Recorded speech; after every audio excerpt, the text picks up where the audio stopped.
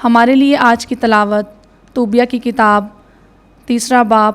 پہلی 11 آیات پھر 24ویں سے 25ویں آیات تک۔ تب توبت نے رو رو کر دعا کرنی شروع کی اور کہا، تو اے خداوند عادل ہے اور تیری سب عدالتیں راست ہیں اور تیری تمام راہیں رحمت اور صداقت اور عدالت ہیں۔ اب اے خداوند مجھے یاد کر اور میری خطاؤں کا انتقام نہ لے، اور نہ میرے گناہوں اور نہ میرے باپ دادا کے گناہوں کو یاد کر، کیونکہ ہم نے تیرے حکموں کی فرما برداری نہ کی، اور اسی باعث سے ہم لوٹ اور جلاوطنی اور موت کے حوالے کیے گئے، اور ان تمام قوموں کے نزدیک جن میں ہم پراگندہ ہوئے ضرب المثل اور باعث نفرت ہو گئے۔ اب اے خداوند تیری عدالتیں سنگین ہیں، کیونکہ ہم نے تیرے حکموں پر عمل نہ کیا اور راست دلی سے تیرے سامنے نہ چلے، اور اس وقت اے خداوند اپنی مرضی کے مطابق میرے ساتھ کر،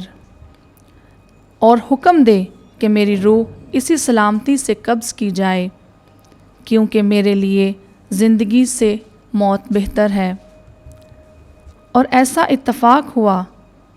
کہ ٹھیک اسی روز مادیوں کے شہر احمتا میں راؤل کی بیٹی سارا نے اپنے باپ کی لونڈیوں میں سے ایک سے ملامت سنی، کیونکہ 7 آدمیوں کے ساتھ اس کا بیاہ ہوا تھا، اور ایک شیطان اشمدائی نامی نے اس سے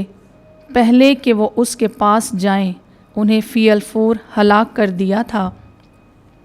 چنانچہ جب اس نے لونڈی کو قصور کے لیے ملامت کی تو اس نے جواب دے کر کہا، اے تو جو اپنے شوہروں کو مار دینے والی، ہم تیرا کوئی بیٹا یا بیٹی زمین پر نہ دیکھیں۔ کیا تو ارادہ کرتی ہے کہ تو مجھے بھی مار ڈالے، جیسا کہ تو نے اپنے 7 شوہروں کو مار ڈالا؟ جب اس نے یہ بات سنی تو اپنے گھر کے بالا خانہ میں چڑھی، اور 3 دن اور 3 راتیں وہیں رہی، نہ کچھ کھایا نہ پیا، مگر دعا کرتی اور آنسوؤں کے ساتھ خدا کی منت کرتی رہی کہ یہ ننگ مجھ سے دور کر۔ اس وقت حق تعالیٰ کی حشمت کے حضور میں ان دونوں کی دعائیں قبول ہوئیں، تو خداوند نے اپنے مقدس فرشتہ رفائیل کو بھیجا کہ ان دونوں کو شفا دے، جن کی دعائیں ایک ہی وقت خداوند کے حضور پہنچیں۔